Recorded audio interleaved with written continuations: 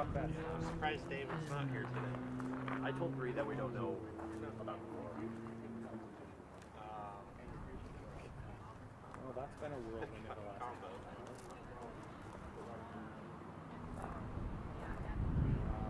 Okay. All right, that's good news. I told her I kind of cut her off. I'm sorry. She's Inslee. I got a 4 o'clock live shot. Did he get COVID? Do you feel any better now? They have COVID. They don't feel like Of course. 150. We finally got to the right people. Finally got to the right people.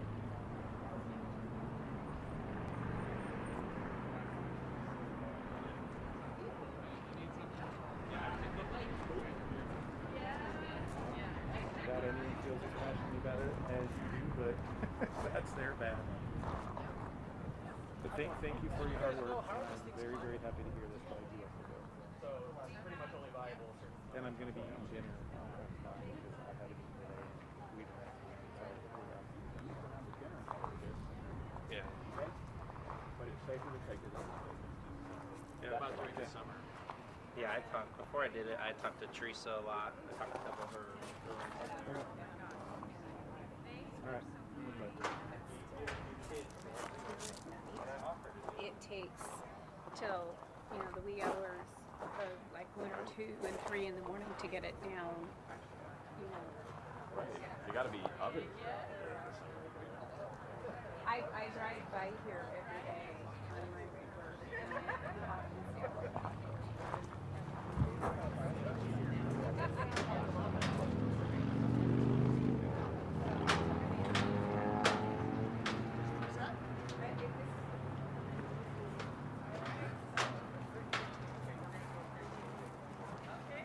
Government inspection. Good. We're very demanding. Very demanding. It's a great place. And I'll tell you, working with big stores, those are good. Well, I was talking to the obviously.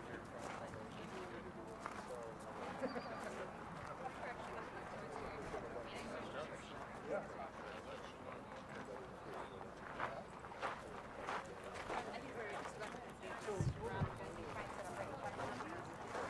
You all have the cameras, so you want to just kind of figure out what the best shot is going to be. Staring right into the sun and not having them also be all around. Yeah. We can figure it out. Shady oasis, shady background. I love it, but it might be hard. I was rough. Like it's right there, but you're still shooting in the light background. We might, if the other guys might be able to, honestly, if it was back there, this might be back a little bit. Keep it in the summer, not start here. It's not the easiest thing.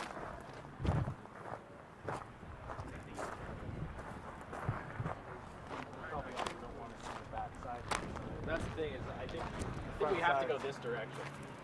Probably too. But if we can, if we can angle it a little bit so it's necessary.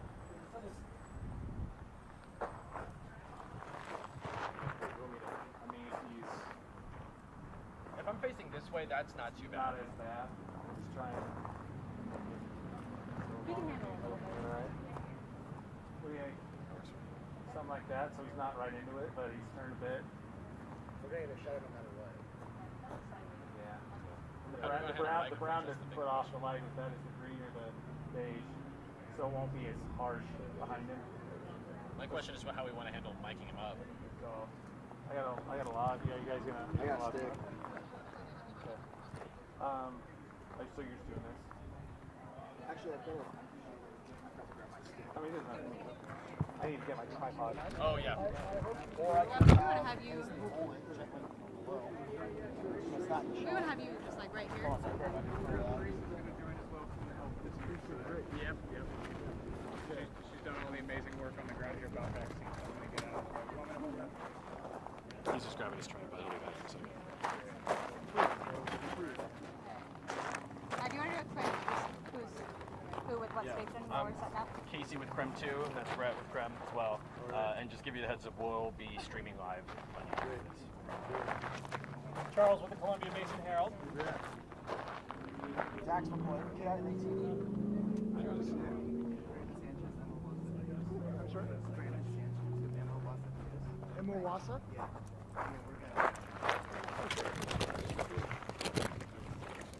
Doesn't matter which one. Then we mic you up.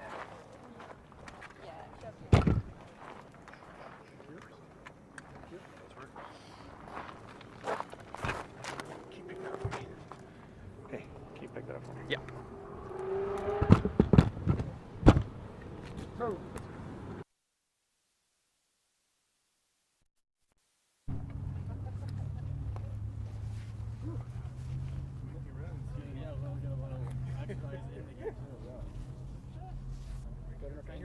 This is Jay Inslee live from Moses Lake. What's that? Right here, Center of Western Civilization. Fremont argues about that, by the way. Ready? You guys ready? I'm ready, yeah, go ahead. Everybody ready? All right. We just had a really inspiring tour of the sleep center here in Moses Lake. And it's inspiring because people have been so innovative here in Moses Lake to give people a chance to get out of the elements, have the first step to full-time housing, the first step to access to behavioral health services, vocational services, to get back on the road.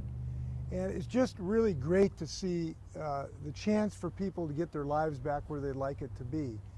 And what they've explained to me is that this is a place where people who do want to see change in their life, this is a place to start that process. And it's been very successful. It's been very innovative in how these units were built with a lot of volunteer labor. This is the cleanest place I've ever seen outside of a surgical suite in the state of Washington. And it's interesting, they told me that's important for the dignity and respect and responsibility of the guests. And that's actually an asset. And one of the coolest things I heard is that when you talk to the guests at this facility, they say they like it because it has some sense of responsibility. It gives them a feeling of ownership and self-respect. And that's one of the reasons, it's one of the secret sauce of success. But we know we have a homelessness crisis in the state of Washington. And one of the reasons I came to Moses Lake is to make sure people understand it's not just Seattle. This is a statewide issue of homelessness. We've got to address it from a statewide perspective. And we need to adopt some of the innovative strategies like we see at the Sleep Center in Moses Lake. So it's been a very inspirational tour, and I want to take some of the lessons we've learned here statewide. We are not done statewide. The state legislature, at my request, put another about $120 million at the end of last session. But frankly, we've got more work to do, because on a statewide basis, we know we've got to have a better solution to the homelessness crisis that we have. Both because we care and because we know it's good for the whole community. So we got more work to do. Mr. Mayor, you want to add anything to that?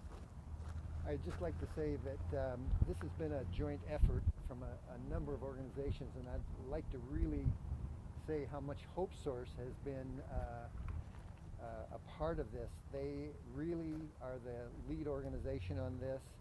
The city, of course, instigated it and developed a contractual relationship with Hope Source to get this going, but they're the ones who run this day to day and make it the great organization that it is. Thanks, Mr. Mayor, for your leadership. Want to say something? Yeah. Come on up here so I can hear you here. Hi, I'm Teresa with the Health District, and when the city contacted us about creating this facility, Allison, our city manager, contacted me saying, we want to open up a sleep center with little buildings. And this was a time when COVID was entering our community. We were deeply concerned about where we were going to isolate sick individuals and how do we help our homeless through the COVID pandemic in a place where they can go when they might not have motel space for them. Fortunately, we haven't had any outbreaks at this facility because this truly is a great model for our COVID response, and it's something that we get to keep here in our community past the pandemic. All right, thanks for your work. Thank you. Okay, happy to stand for your questions. First, I just want to satisfy a curiosity. You know, it's about 100 degrees outside right now. None of these units seem to have AC or anything. So how are these livable in the summer? Well, people are in them in the evening hours. So this is a sleep center. People come in after, is it 6 p.m.? Come in after 6 p.m. So they're coming here in the cool of the evening. Perhaps the more interesting to me is in the wintertime, and what I was explained is that they stay about 30 degrees warmer than the outside air. So you're always above freezing, and people who are otherwise out in freezing conditions, you're much more comfortable. They also provide sleeping blankets and the like for people. So the word I'm getting is this is a quantum improvement over people living on the street. And in the conditions we have here, that's a good thing to get out of the elements. You mentioned there are a lot of lessons you want to take to other places in the state. What are some of the main takeaways that you think could apply to a place like Spokane or Seattle, just some more urbanized areas? Well, I think that one of the things, a crucial philosophy here is housing first. That means if we want people to deal with their chemical problems, if we want people to get vocational training and get back to work, it's much more successful if they have a roof over their head.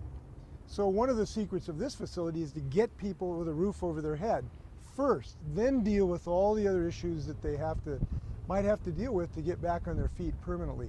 So that housing first model, I think this demonstrates how it can be successful, and it's being embraced more and more across the state of Washington as a first step to people really changing their lives, and that's what we're after. And do you think that this kind of, the more privacy-oriented strategy yes. is going to be an improvement on the traditional shelter system? Yeah, listen, what we've learned is that a high percentage of people, not all, but a high percentage of people in this condition have some challenges in their life, chemical, vocational, behavioral health, whatever.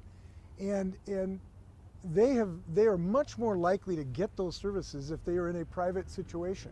Because when they go into a large gymnasium with people in cots, that lack of privacy is a huge barrier for us to get them services they need to get their life in order. So this is both good for them because people much prefer a private small room than a non-private gymnasium, number one. So that's their preference. But it's a preference for us in the community too, because it's more successful helping them get what they need, which is help for behavioral health, chemical issues, vocational training. It serves everybody's purposes. I don't want to hog this, you guys go ahead. Governor, with the state now reopened, a number of smaller businesses in particular, but businesses in general have expressed concerns that they just can't hire enough people.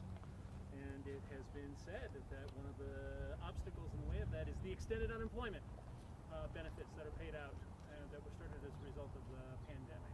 Why didn't you terminate, or are you planning on terminating that earlier than ending that program earlier? Yeah. Or why haven't you so far? Well, look, it is an issue of getting folks back to some of these jobs. And it shouldn't be shocking to us that we're in a transition period. Look, people changed their lives for a year and a half. They had new child care arrangements. They had new domestic arrangements. And I think we are going through a transition to get people back into full-time employment. But I don't believe it's because of the unemployment system. We do not have more people on unemployment compensation today than we did before the COVID pandemic. The people on unemployment insurance are not the problem. We don't have more of them on that system than we did before COVID. So yes, there is a transition period we're going through, but I do not believe it's because we've helped families from starving to death. So we're not changing the unemployment system. It has kept people out of poverty, has kept them in a position where they can buy products from small businesses, and now we got to help people through this transition. What I think we're experiencing is so many people changed their lives in their family life, how they dealt with child care, who they lived with, whether they have two people working in the family or one. And there's going to have to be a transition to a new normal, and we're in the middle of that transition. But I am just so excited about our economy coming back. Our economy is booming right now on a relative basis. People are coming back big time. I think we should be optimistic about our future. In that vein, Governor, you mentioned earlier in the meeting about concern about the Delta variant, and some counties are experiencing the spread of that right now. Is there ever a point where you could see restrictions come back in on targeted counties? Well, everything is possible if this starts to explode again. But I think we should focus on getting people vaccinated right now. That's the solution to this problem. It's a 95% effective solution. And we just got to encourage people to seek medical advice, because when they do, they get vaccinated because they know it's safe. So we are encouraging physicians to talk to their patients, patients to talk to their physicians, get the straight scoop. Because when people get the straight scoop and they find out it's incredibly effective, it's incredibly safe, and it not only protects you, it protects your whole family and your neighbor's kids so you don't infect them, they get the vaccine. And that is continuing to happen. We're up to 70% now. It continues to grow. And, but we want that statewide. Look, we've got some counties that are vaccine deserts right now, right? They're in the 30-35% vaccination rate. That's dangerous because COVID will find you. And if you're not vaccinated right now, you have a target on your back, and COVID is looking for you. So we urge people to get vaccinated for their benefit and their families and the community. It's all count. You mentioned also that the 30,000 extra people got vaccinated due to the incentive program. Is there any intention to expand those incentive programs at all to get harder to reach people? Well, I'm meeting the fellow who won $1 million, and I'm meeting him tomorrow in Olympia. I might ask him to contribute about half of that back to another pool, and we'll see if that happens. An honest answer, no, we aren't considering another incentive program. We do think it was a benefit. It did end up with more people getting the vaccination than would have otherwise. But right now, medical advice is the most important for people to get. And the reason is people are getting so much misinformation on the internet. They're hearing that if you get the vaccine, you grow, deer antlers and a third arm. And we just got to get real information out to people. If they get vaccinated, we save lives, we keep our businesses in operation. That's what we should be doing. One more question? You mentioned, the growing pains with the opening economy, and one of the biggest growing pains we have in Spokane is related to housing. We're seeing rents go through the roof. Some people's rents are doubling. Right. Is there any point where you think maybe Washington needs to re-examine rent control? Well, I think we got to build more housing. That's fundamentally how to solve this problem. Look, we need more housing. We got people moving into our state. We're a growing state. And the reason is because we have such a good economy, because people want to live here. We're such a great state, right? We've been listed as the best state to live in the United States 2 years in a row now. That's pretty unprecedented. And if we're going to have more people, we got to build more housing fundamentally. We talked to the mayor and the city council about some of the things they're doing to improve access to housing. That, I believe, is the ultimate answer to this problem. Rent control? Rent control, sorry. Would you consider canceling rent, like California is considering? Not on the table. Let's build more housing. So we've got to wrap Okay, up. thank you very much, you guys. Be well. Get vaccinated. I could have left it on and get all the secret conversation in the car. It's been done. Yeah. Pretty boring, honestly. Yeah, it's been Ooh, done. is there a good ice cream shop nearby? No. Talk about how brilliant they are. That's right. Well dressed. Yeah. Good looking legs. Huh? Oh, yeah.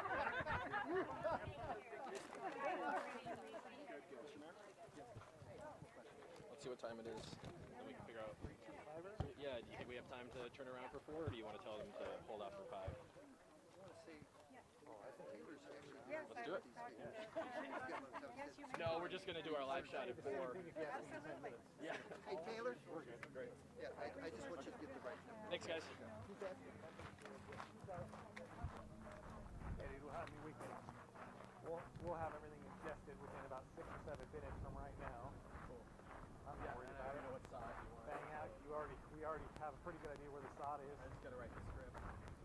Tell me how you want me to lay this out. If it's maybe just stuff in here, or Yeah, I think the versus VO stuff in before. here. I would say, yeah, for the main VO, do stuff in here, and then maybe use the meeting for like the trail on the side. I honestly, I probably have just enough to cover about 40 seconds to a minute in here. I didn't shoot that much. Still be enough though. He was starting to get you a little bit. I'm like sweating out of places I didn't know I could sweat. Yeah. I've got like boob sweat. Right here. Smells like a laundry room. It does. Which is a good smell. Part of me didn't want to like use a question on like how do these buildings work, but like I knew for a fact Stephanie and Tamara were going to ask that when they saw the video. Oh yeah. I just know them knowing that that's a question they're going to ask. Are there sinks and toilets and what else is in there? No, guys. They like to like. We have to be live at 4. I know. I've got a question. So this is how violent we are. So he's not going to speak to the public, evidently. Well, I can't say that for sure. I mean, he didn't tell us that, but I'm guessing no. Are you guys from Yakima or? From Spokane. Springfield? I wish you. Okay. hopefully the news. Hopefully we hear it on the news, man. Yeah, that's why we've got to hustle, because we're supposed to be in our 4 o'clock newscast. And Yeah, good luck.